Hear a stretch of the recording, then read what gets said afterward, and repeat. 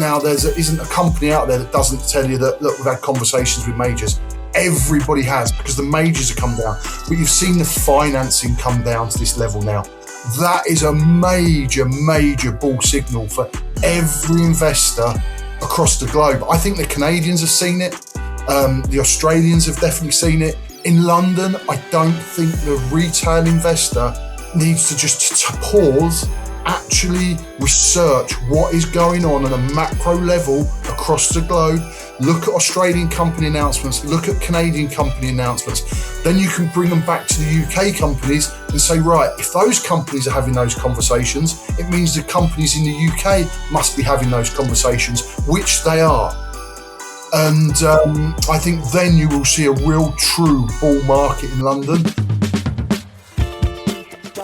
The Market Musings Podcast.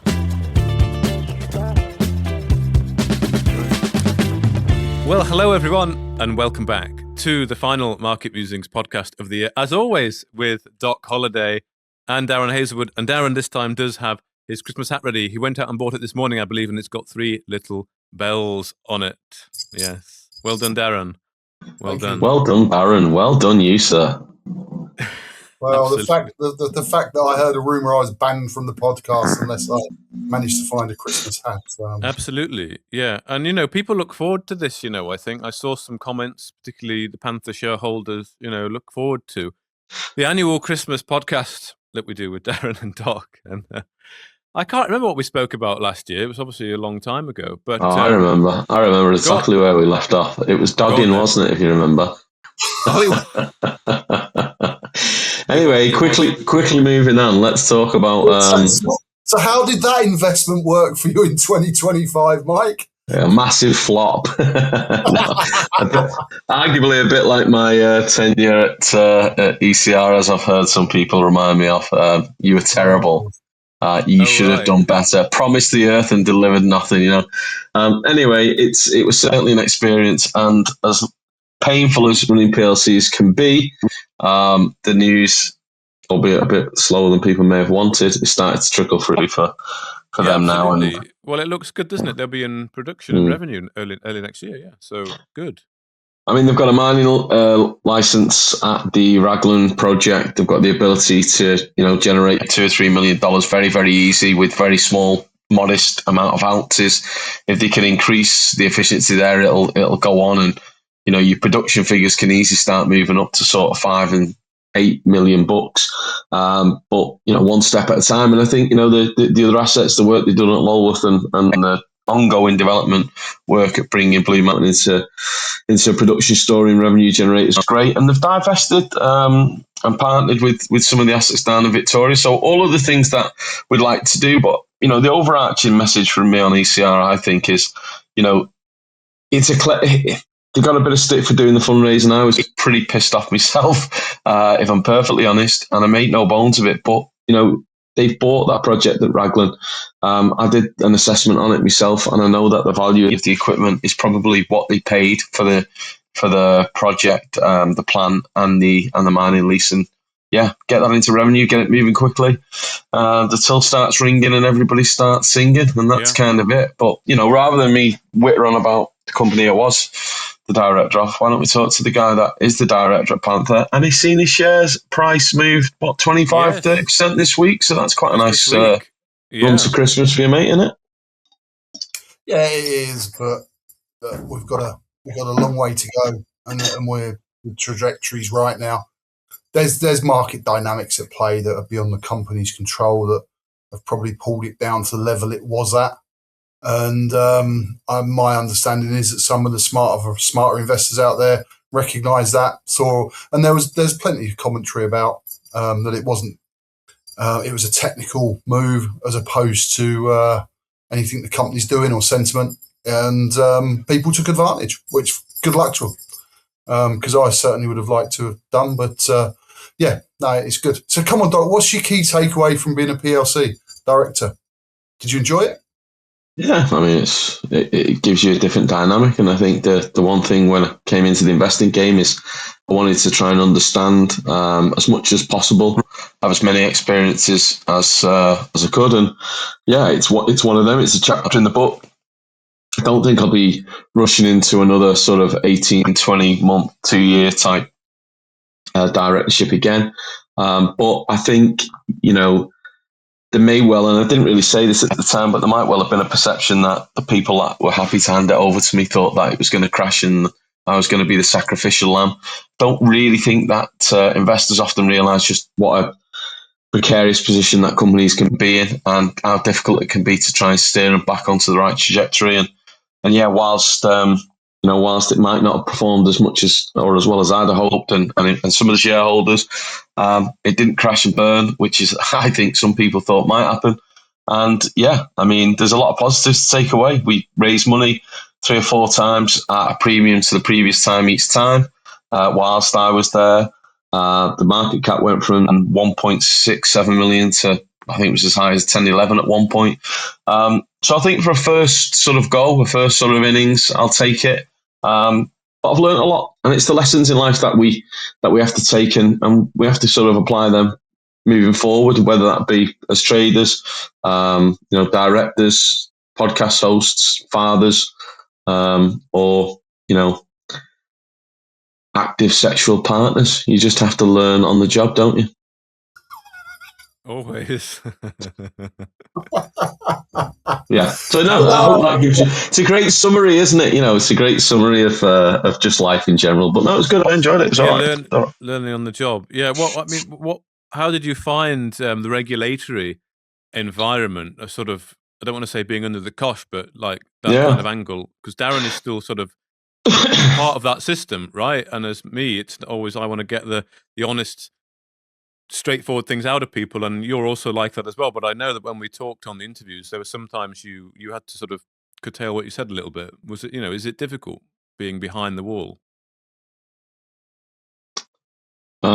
I'd like to pass this on to Daz, but I know it's going to be impossible for him to give a response. I'm cognizant of what I'm currently doing and the direction of some of the transactions that I may or may not be party to, as to what I say right now.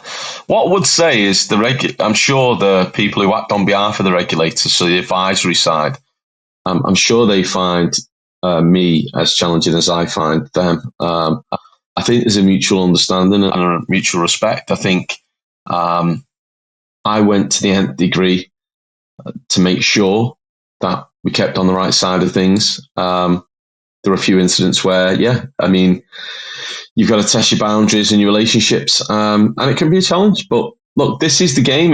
Whether we like it or not, it's irrelevant. That is the industry we're in. That's the business, and if we want to stay in it, we have to learn to play by the rules. So, yeah, it's not easy. There's a lot of things I know that Daz probably wants to sit here and tell us about now, and he's not on his own. There's a market full of these companies, and yeah, I think it's.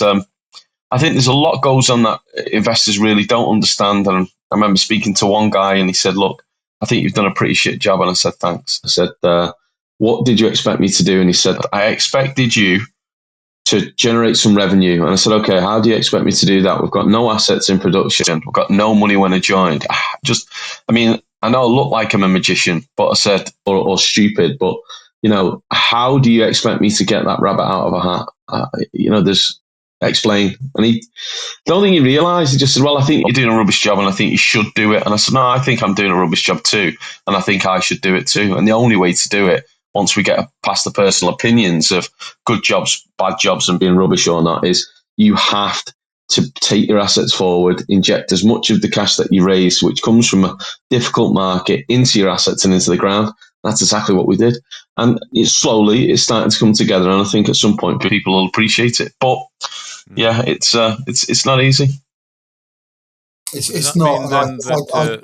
Sorry, Mark. What I was going to add in there was just regarding the market conditions and how much out of the company's hands. But people look at it and hold a gun to your head as a corporate that it's your fault. Market conditions are poor, and they were shocking up until 6 months ago. They've gone okay. They've moved quicker in Canada and in Australia. London was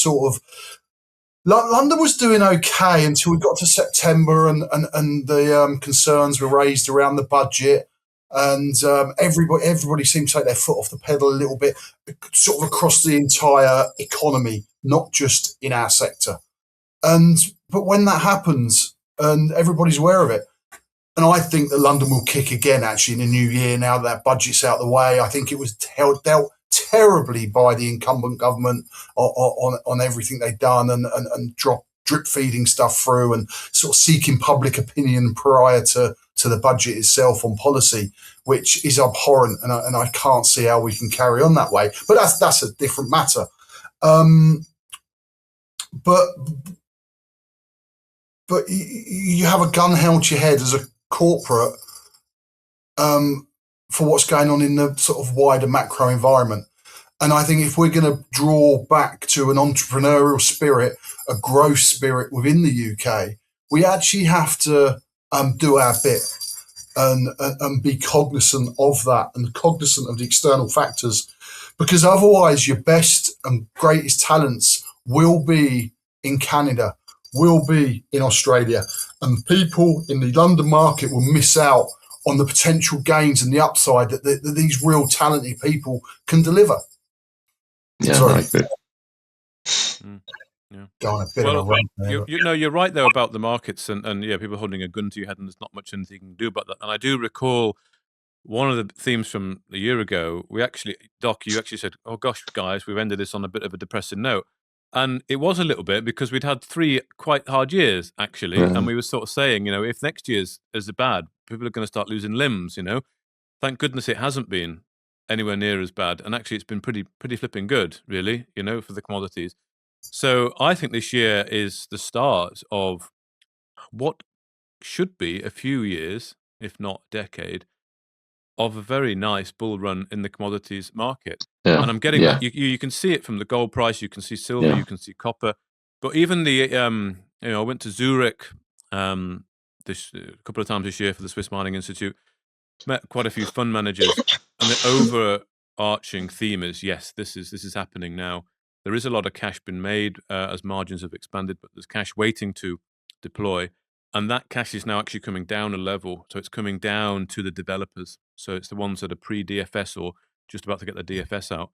So I think, and obviously you guys are both nodding. So I guess you're getting the same sense that, yeah, I don't know how long it'll go. Who knows? I've heard as low as 2 years. I'm taking this bloody hat off. Every time I nod, all I can hear is bells dingling in my ears. Well, yeah, you were making us chuckle a little bit there, actually. Yeah, you probably bought the wrong one down. The more enthusiastic you were getting about things, the louder the bell was ringing. You can just,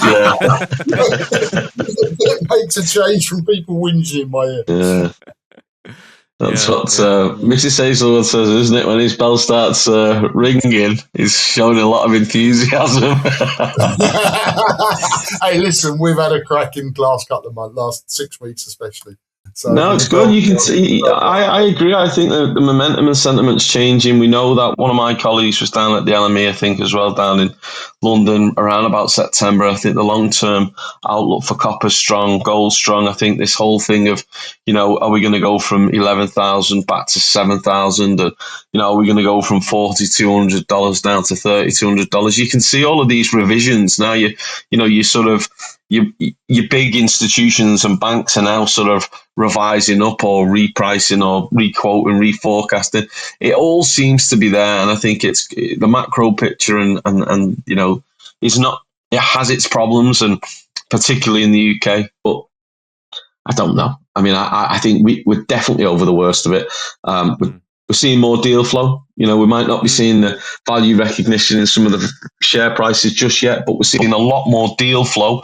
We're seeing a lot more positive changes to markets. I know as of 18th, 19th of January, you're going to see these standard list companies, probably like yourself, Daz, that have got bigger headroom, so they have the ability to be able to issue more shares, and that isn't a bad thing. It's a great thing because it means that companies can secure finance and capital, that they need to be able to take the companies forward and not feel as isolated as perhaps some of them have. So, we're seeing more encouraging signs with degradation in transactions for RTOs and acquisitions.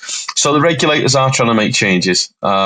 Interest rates are coming down, so maybe that forces more people to go back into equity markets and play. But yeah, look, I think there's a positive outlook.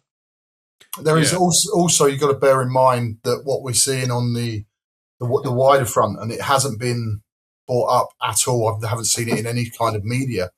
You've got the European Union and the UK talking about potential conflict going forward and preparing for potential conflict. Yeah. Now we've got no capacity. We've got no capacity in Europe to produce anything that would be required to support a conflict. It's all in China. So we're going to have to build that infrastructure. So the changes that you've seen in America, the changes that you've seen in Canada in terms of supporting the industry and wanting the cash flow, wanting the tax dollars, knowing that the commodities are there and that we are charging headlong into shortages across multiple commodities. Now, that is being launched front and centre. What are the European Union, what has the UK got to do if it's truly going to put us in a position that we could defend a nation if we wanted to? Well, we can't go to war with pitchforks and bows and arrows, you know? And I think that is going to bring industrial commodities even further to the centre ground. There's going to be additional support seen from governments this side of the pond, and that's just an additional piece on top of what we're already seeing. Yeah. No, it's changing though, isn't it? A lot of it is changing. You've got the Critical Raw Materials Act. There's quite a lot of money pledged to about 22 European wide projects, extensive or significant amount of cash. I think the pace of how that cash distribution takes place needs to increase.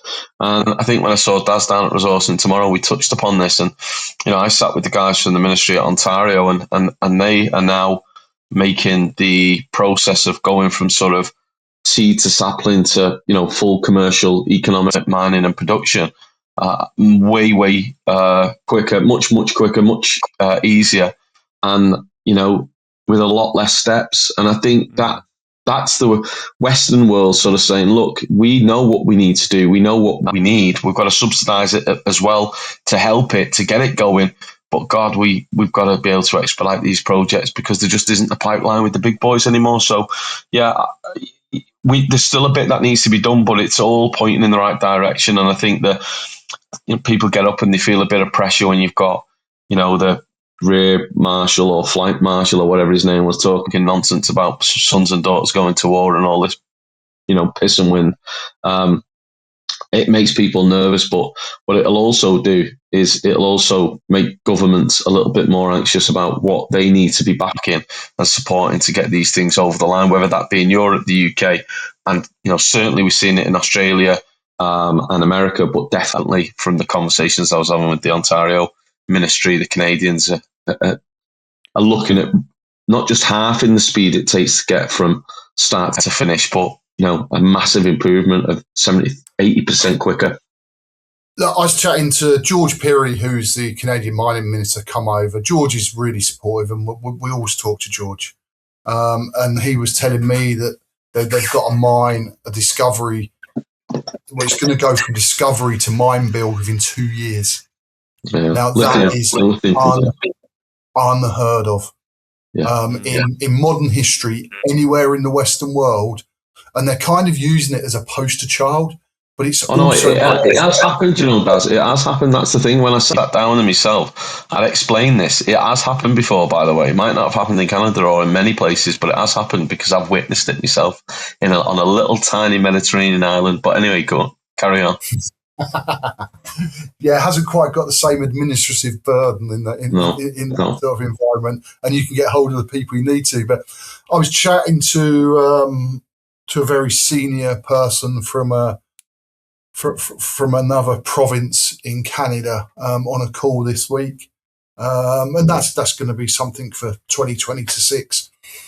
And they have a Liberal leader who we will have direct access to. They've been in power for over 4 years, and but in the summer of 2025, they delivered a speech and also internal addresses to the administrators within that federal government that we are accelerating and we are delivering, and we want to put together a framework so that you effectively have a one-stop shop to go to for all of your exploration right the way through to mine build and development. And that's extraordinary. The pace this is happening, the pace this is changing, it isn't being seen by the market, and neither should it really. But I know there's been a few companies, we're one of them, that are talking about production. And that whereas historically this production has been years and years away, it's not going to be now, because they want the tax dollars and they want the commodity themselves, and they know how important it's going to be to everyone's future to get that. So that is really, it's incredibly exciting how this has changed. So even since this time last year. Yeah, 100% this time last year. Yeah. Before, I wanted to pick up on something, but Mike, what were you saying about people talking about going soldiers and stuff? Someone in the UK? What was that? It was, I don't know, he was kind of one of the most highly decorated military guys in the British Army. He was Marshal somebody, came out and said, Britain's sons and daughters should be preparing for the potential of conflict or future conflict, near-term conflict, whatever. Really? That was this week. So I don't buy into it. I think it's all sort of poppycock. It's people who are sort of positioning for their own political interest. Right. Yeah.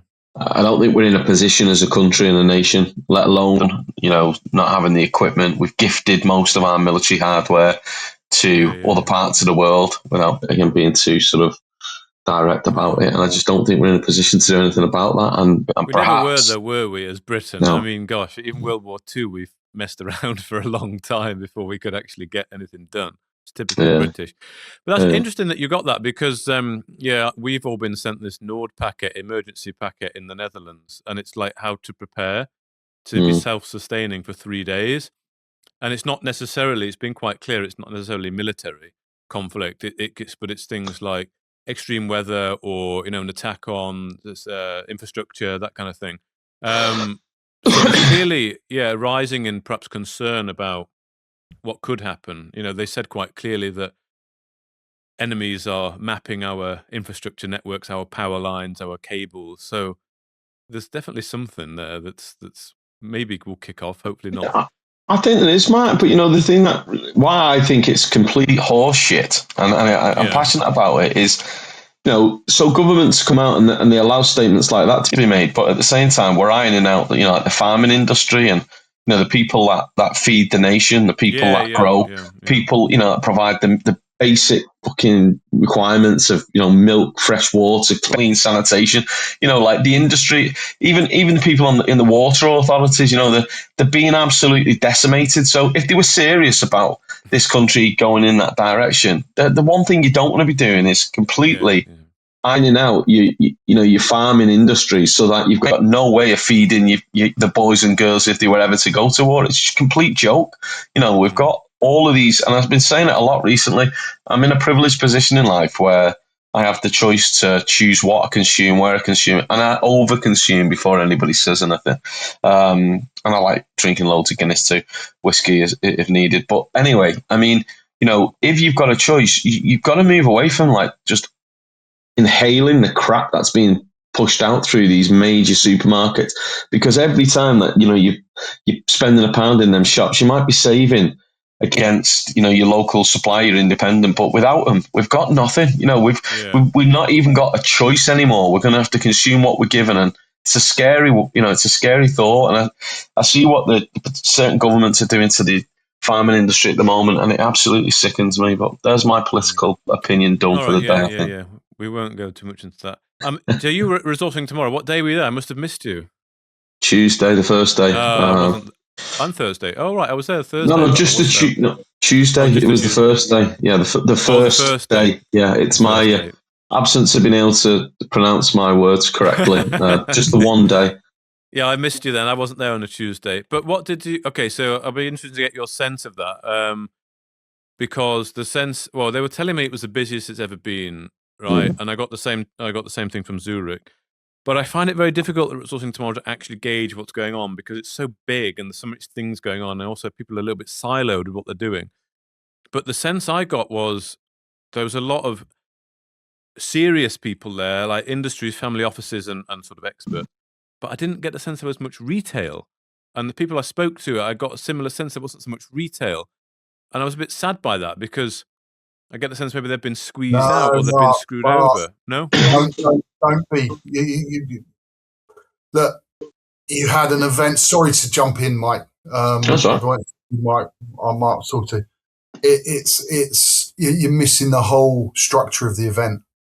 It was superb, but you had funds, family funds, investment banks. You had potential suppliers. I won't go into names, but we had a meeting with a missile manufacturer, for instance. Oh, right.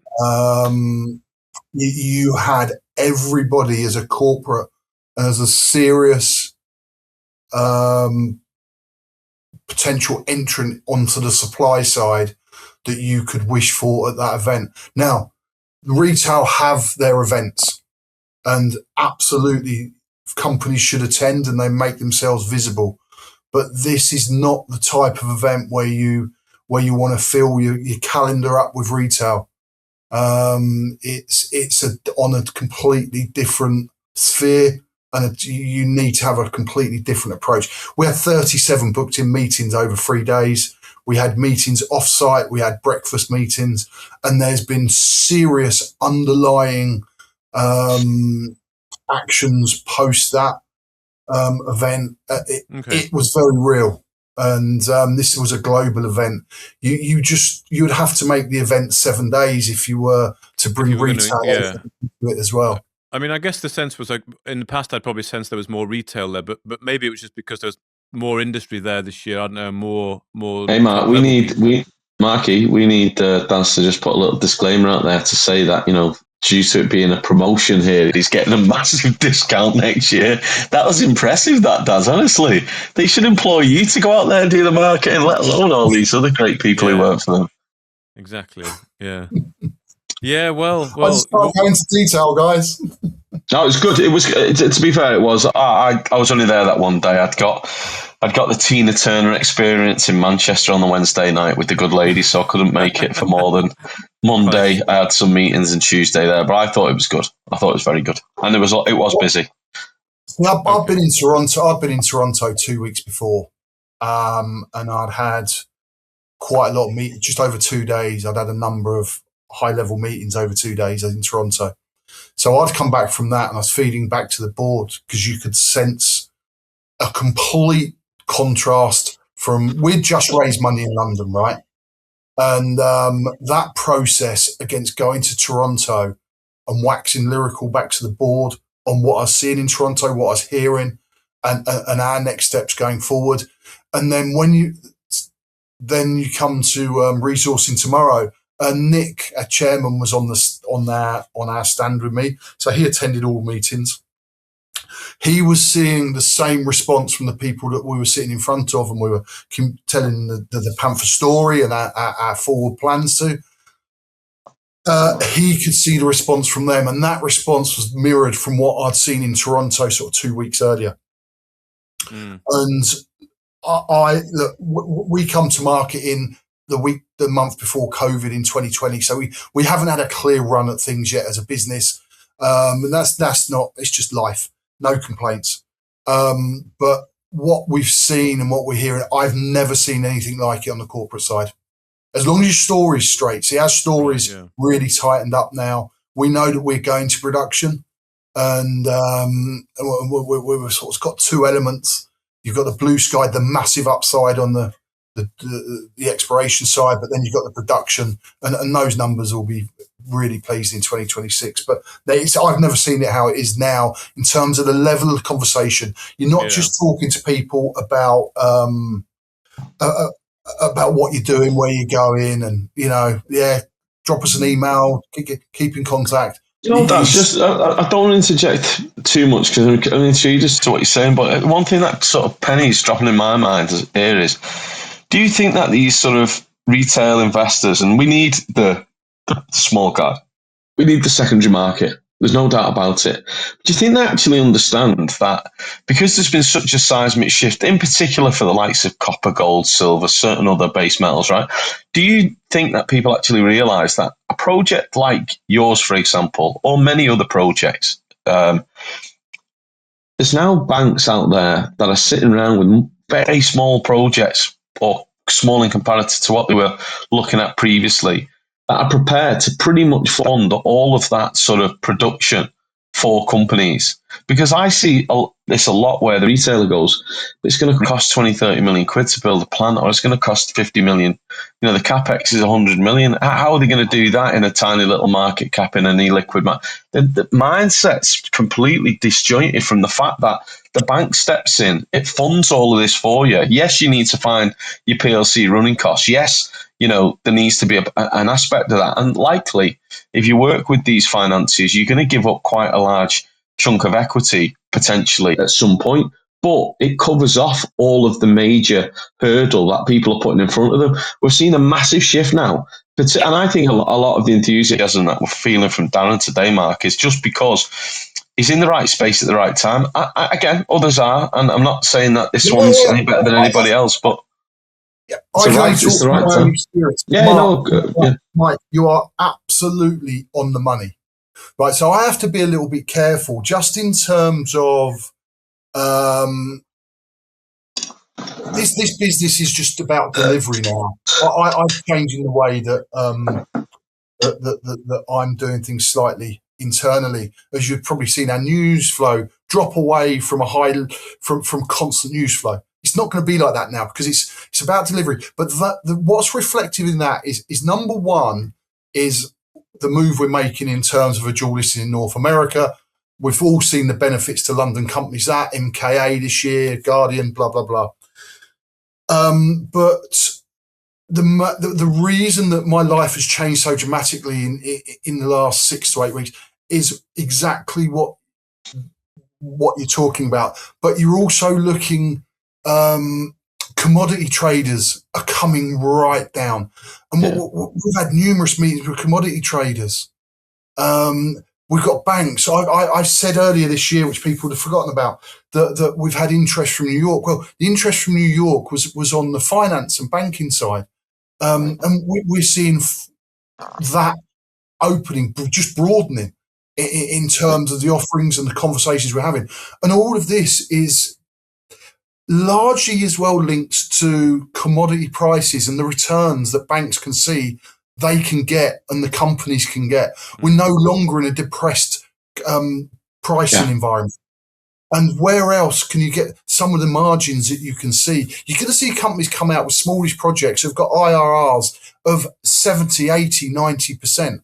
They're going to get funded, and they are getting funded. They're not, historically, you've got funded at a highly dilutive expense to shareholders, right? The most expensive capital for me at the moment is on the market. That's why I've changed what we're doing, because my requirement for the market and how we've traditionally done it has now changed. Yeah, and that's largely linked to the conversations you're having and where you're seeing these companies having to come further down the food chain. I've said it about majors. Now, isn't a company out there that doesn't tell you that, look, we've had conversations with majors. Everybody has, because the majors have come down. But you've seen the financing come down to this level now. That is a major, major bull signal for every investor across the globe. I think the Canadians have seen it. The Australians have definitely seen it. In London, I don't think the retail investor needs to just pause, actually research what is going on at a macro level across the globe. Look at Australian company announcements, look at Canadian company announcements. Then you can bring them back to the UK companies and say, right, if those companies are having those conversations, it means the companies in the UK must be having those conversations, which they are. And I think then you will see a real true bull market in London. But until you only will get a true bull market when people truly educate themselves. And I think we need to grasp that environment and feed that into investors' mindsets. Yeah. I sat with the guy called Jonathan from Abitibi. I think they call themselves out of Canada. They'd got a pension. Abitibi. Yeah. I mean, I thought that was quite an impressive story, mate. I thought that it was the steps that they're taking and where they got to, pension funds in, $60 million valuation pension funds. All right, the family have got a rich history of making money. I think they've been in airlines prior to mining. But, when you've got big institutions, pension funds backing things like that at that level, start giving you an idea of, the shape and direction of where things are going and the opportunity that can provide as well for those smaller operators, sort of sub 100 million, 250 million quid market cap. And yeah, it's exciting times. It is exciting times. I had an instance at Mines of Money where there was a guy from Vancouver who has got an 8-team office, and he said, I can do anything your company might want. I've never heard that kind of comment just that broadly, and it does give you an idea of just where this is all heading. But that's this North American led, right? So it's North American led. I think you're right, and I want to talk a little bit about what I'm seeing, which is a mixing. Well, I wouldn't say you started it, Darren, but I think you're one of the first mining companies to perhaps pioneer the idea of crypto treasury, Bitcoin treasury, with hard assets in the ground, right? And we had a crazy sort of period back in the summer where that sort of took off and then subsequently crashed, the whole Bitcoin treasury thing. But I'm seeing more and more now that interest coming into the commodities sector. If you look at Tether Gold, for example, now they're buying 2 tons of gold a week. They're buying farmland. So they're buying real hard assets. You've got Valerium PLC, the blockchain company listed on Aquis, doing a deal with a $2 billion private equity fund that wants exposure to the mining sector. They want to invest in mining projects, but tokenize the whole process from drilling contracts, JORCs, NI 43101, building, etc. And they partnering with Valerium to use their technology. So you're seeing more and more of this kind of crypto-y or tech money having an interest in the hard asset, which is fantastic because that's taken a lot of the sexiness and a lot of the money for a long time. And also the people, someone said something to me that the crypto guys were generally younger people, right, who are now a bit more mature and perhaps see the value in a hard asset. So I'm really hoping that, this bull sector in the market is then kind of double whammied by perhaps some of that capital and technology from the crypto and the tech guys coming over as well. And I think it could be like, I'm going to say a once in a lifetime opportunity, right? Something like this to happen. So I'm very excited about the future. It's just evolution though, isn't it? I mean, that's what's happening. It's just natural evolution. The precursor was when you started seeing blockchain sort of 10 years ago, whenever it was, and, how that could be utilized and what the blockchain could do and how it could make hospital sort of and doctor practice record keeping more efficient, how it could help with banking and and really that whole sort of blockchain, and that segued more into crypto because the crypto we use in blockchain, things like that. It's like a natural evolution cycle that's going on. I know we saw a couple of false starts with things like NFTs buying sort of, property and retail in cyberspace and that sort of thing. I think that probably raised its head again at some point in the future, but it didn't really get going. But I think the whole idea of the treasury concept will work and it'll be a part of the future. I think companies that have got a mandate or a policy that's been approved, whether they're actively using it now, whether there's any value today in it, and whether it's recognized, you've got it. And there's lots of companies that don't have it and will want it and are not able to get it. And there'll be new companies coming through too. And if that starts to turn a corner again, and look, Michael Saylor has made a lot of money and a massive name for himself on the back of this with strategy. And I'm almost certain that whilst there's been a real cooling off period, a bit like, this is the thing that makes me laugh is, when Michael Saylor laughs and jokes and sort of talks about being patient and how this cycle will come again, and he's got people laugh at it at the moment because of the sentiment behind the area.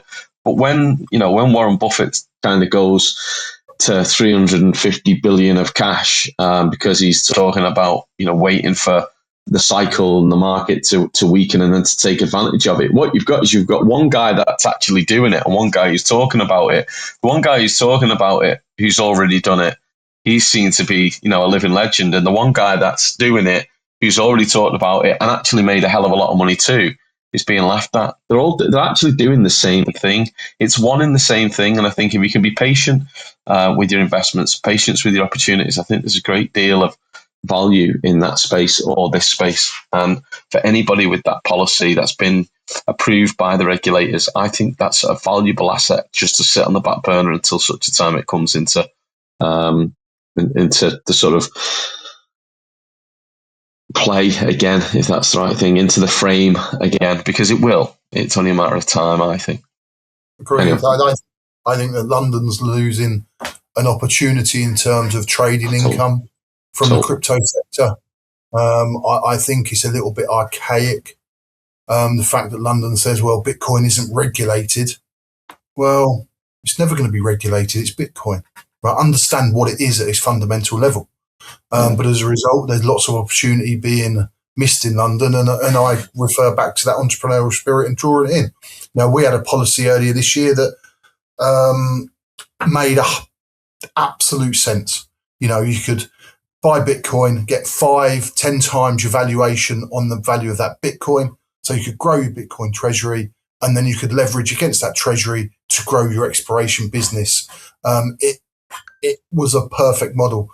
The FCA changed how you account for Bitcoin, so we had to bin that.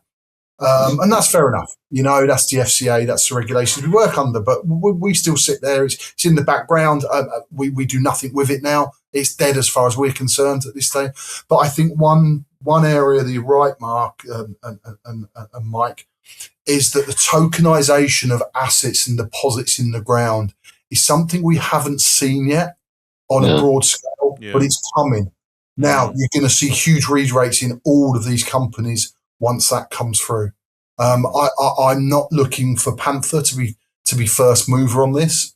I want to see the sector a little bit more mature, see a few deals under the bridge, and then I'll be watching very closely, and then I can make decisions accordingly. But you're right, digital is coming into this space. It's coming in quickly.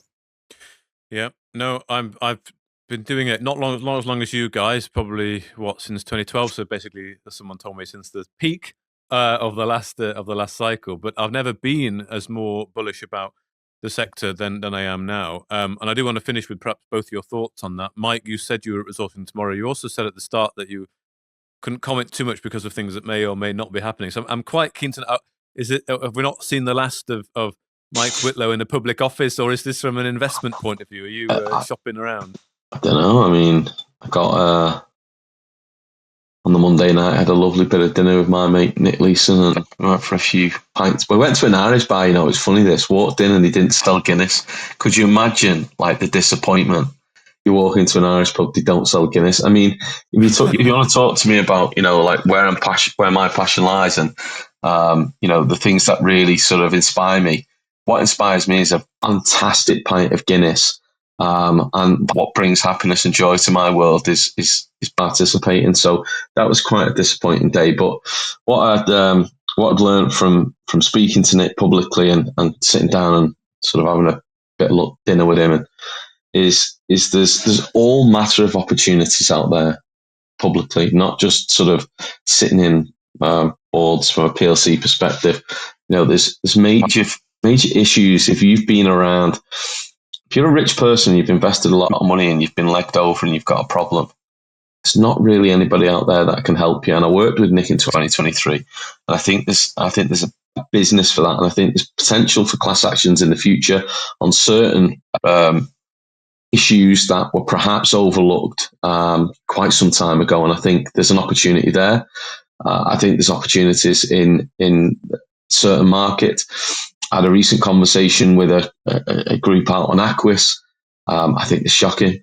I think the way that they operate the business is disgraceful. I think there's a lot of people that don't work as hard as they should do to be in positions that they are, and something needs to be done about it. So there's an argument to say going out there and actually just kicking these people out of these roles and taking the bull by the horns, setting it on the right trajectory, and then putting the right people in.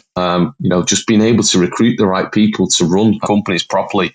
I think there's mileage in that. I think there's huge amounts of opportunity. As you and I both know, when I was at ECR, there's a problem with distribution. The quality of what StockBox does, the quality of the work that you provide in particular, Mark, is fantastic. I've always been a fan, you know that. I don't want to blow smoke up your backside too much. I think I've done that in the past. But there are distribution problems. We know from chatting just a little bit earlier today, the younger people in the market are in different areas, and they've been feeding on different sort of sectors. And but that sort of the biomass now, whilst it might have moved into different areas, is still out there, and actually it's starting to come round to looking at hard assets again. And I think that is interesting, and we've got to try and find a way to harness and create and build and strengthen the distribution network so that good publications and good content can get out there to the people that are in a position to be able to make a difference. And falling interest rates helps, because it means that people are looking at the £100,000 that they got off the great auntie who died that they'd never really cared about, whatever, and now instead of it making them for 4 or 5% of the bank, it's now going to be more like 1 or 2 in the next few years. So they're going to start looking at these sort of opportunities again. So I think the whole sort of thing, I think the whole marketplace presents opportunity. I think that biomass is out there, and I think there are things that need to be done to try and improve it. And I want to be a part of that. So whether it be kicking some arsehole out of the company and sitting in there just because we can, and recruiting the right people to do the job, because I know my limitations, and I've learned a lot about that too. I think it's definitely not the last you've seen of me, but it may not be in a traditional setting, or as you may well expect to see me in the future. Interesting. Yeah, mysterious. Go on, Darren. I think that one of my main areas of work over the Christmas period will be on our digital marketing strategy, actually. That we're going to combine that, targeting a new, younger audience, bringing our existing investors along that journey, but it's going to play a big role in Panther's future, because you're going to see the crypto. Let's face it, crypto trading is dominated by 20 and 30-year-old somethings, and it's a vast market. Darren, I think we discount it a little bit as almost like these are the same 20 and 30-year-olds that we once were, and therefore this is where they're populated, and this is where they feel comfortable, and this is where they're happy. But they're not the same. At 20 or 30, I was going to late night parties, raves, doing all sorts of things that I probably shouldn't have been doing, and spending like all of my cash on enjoying myself. And I never thought about the future.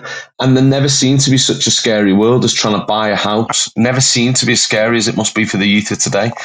And that sort of party culture's eased off. The drinking culture, the pissing away disposable incomes have gone.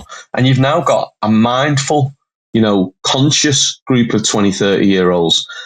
They are comfortable in the crypto space, and it is where they're populating themselves. But I think our mindset at their age and them are totally different. They're not glowing.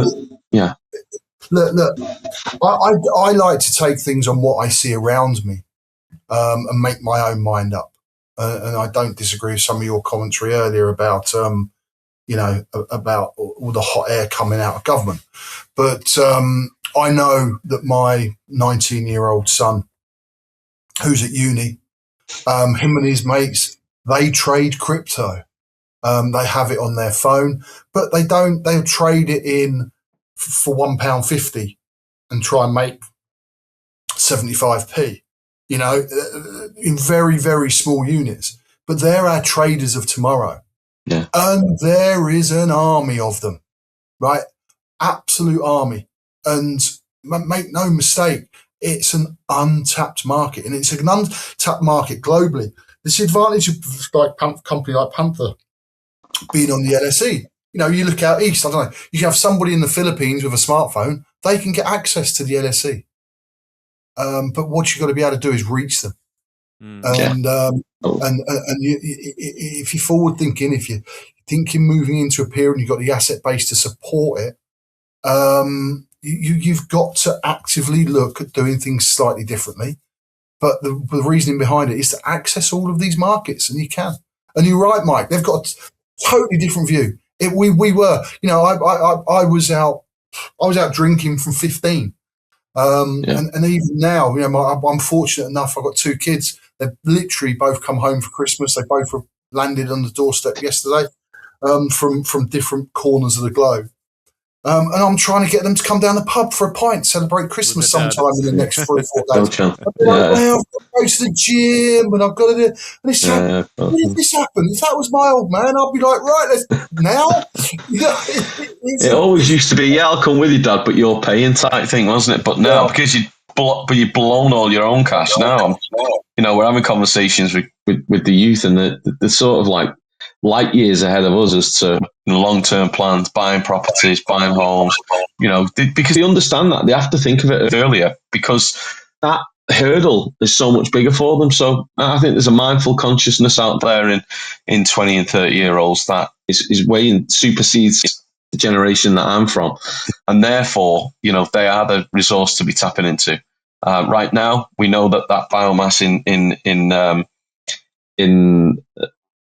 in crypto is there. It's transitioning, and I think there's definitely an argument for a much stronger secondary market. Agreed. And it's going to come now. Commodity prices are going to draw them in. I think so. Yeah, I think so. Good. There we are. We all agree. Bye. Well, we're finishing this year on a much happier note, then, hey? Yeah, much happier and exciting. Well, let's wait and see. Let's wait and see where we start the new year. Let's see what the market does. There's a lot of value out there. For sort of sex and violence investors, there's plenty of companies out there that still present good opportunity. But for sort of slow and easy, nice and steady, you've got things like Diageo come down from sort of 28, 30 quid to halved. Reach Group, is it? Reach aren't going down the pub with us. Yeah, I know. Yeah. Get down the pub. Get down the pub with your Uncle Darren, and he'll buy you loads of beers. I'd love to have you as my Uncle Darren. There is something I could say there, but it'd be wholly inappropriate. I'm trying to goad you into. I know where you're going. Yeah. Are you two going to give us a little Christmas carol to sort of? Well, you have to. Yeah, but you have to play the bells, Darren. Oh well, okay. You've got the jingle. You've got the. Jingle. Yeah. Get your dingle with your jingle. That's what you need to do. Jingle, yeah. Get your dingle and your jingle going, and everyone will be happy. Put it back there. on, Darren. Put it back on for the goodbye. Give us a little jingle, and we'll wish everyone a very happy, merry, festive Christmas and a prosperous 2026. There we go, Darren. When are we going to do a tokenized offering for StockBox?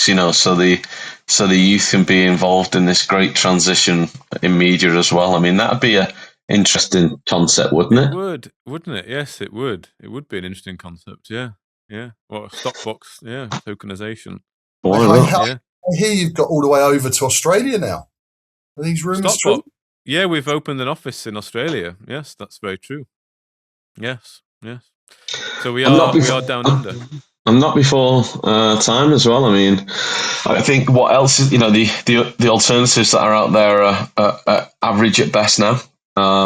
So it should be easy pickings, and it's a conversation I think Mike, me and Mark had well over a year ago that opportunity is there, and I'm bloody thrilled to hear that you've taken it as well. Not it was my idea, but it was just definitely a case that there was an opportunity there. I think there's an opportunity here in the UK, and I think people are going to try. There's got to be something weird and wonderful. I don't know what that is, but there's got to be something weird and wonderful, because if we're going to have this big sort of bullish move in the markets, there's got to be something out the left field that none of us really expect. So I wonder what it could be.